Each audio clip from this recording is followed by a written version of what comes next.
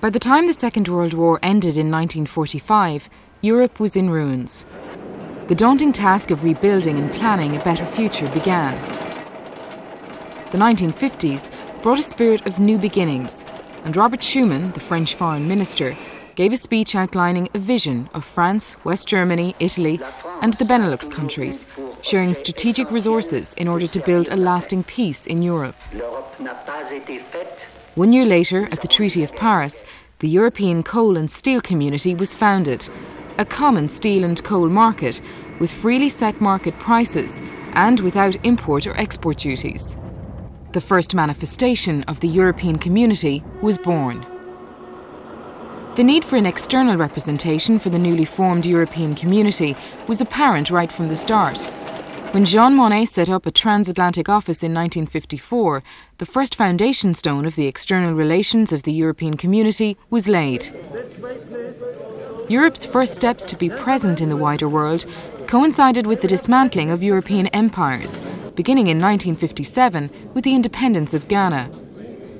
The Treaty of Rome that year recognised the relationship of the founding 6 members to their overseas territories, mainly in Africa. A 5-year development fund was set up. This fund was used for capital aid programmes to develop infrastructure, like roads, hospitals and schools. Contract teams administering the funds were typically drawn from European engineering consultancies, resident in the countries.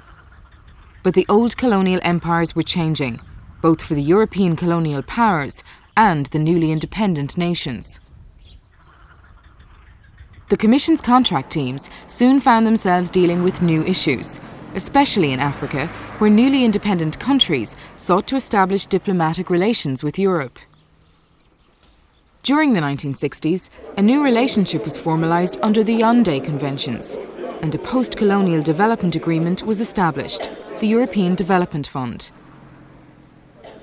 The contract teams were replaced by a new agency, the European Agency for Cooperation. From 1965 onwards, 21 offices were established in the associated countries. These offices were charged with implementing the grant aid of the new fund, dealing mainly with internal development issues. In Europe, the effects of the Cold War intensified with the building of what was to become the iconic symbol of the Cold War, the Berlin Wall. While in Western Europe, walls were coming down.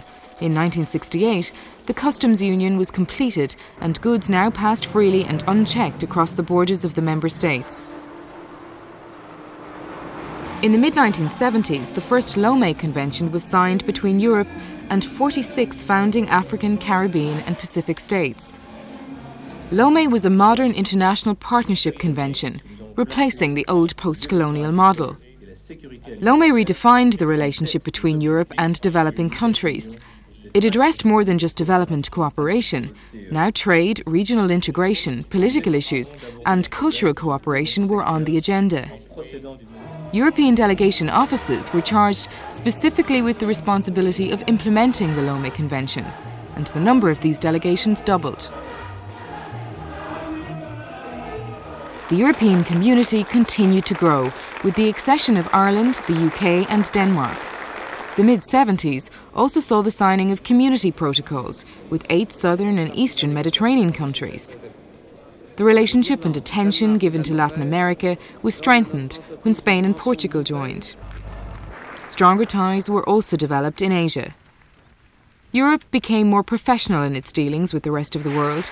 An international European personality was steadily being created to deal with the changing world. By 1980, there were 50 delegation offices around the world. Delegations opened at the rate of 5 a year, as Europe took an increasing role in world affairs. The need for a common foreign policy became more pressing, and a common foreign and security policy was eventually formalised in 1992 by the Maastricht Treaty. The end of the Cold War forced further changes to foreign policy. In light of the problems faced by Europe in reacting to the conflicts that erupted after the fall of the Berlin Wall in 1989, particularly in the former Yugoslavia, the EU created a European security and defence policy. A rethink of the external service led to a major overhaul in 1998 when the Amsterdam Treaty established the position of High Representative. We have to move towards a more active and less declaratory foreign policy. Our words have to be matched by deeds. Europe began to intensify its efforts to play an international political and security role, more in line with its economic status.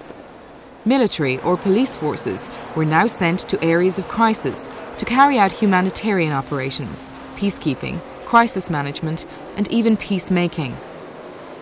Military action could also be carried out by an EU rapid reaction force. The fall of the communist regimes also demanded a response, and the EU set up programmes to help the transition to democratic, market-orientated economies.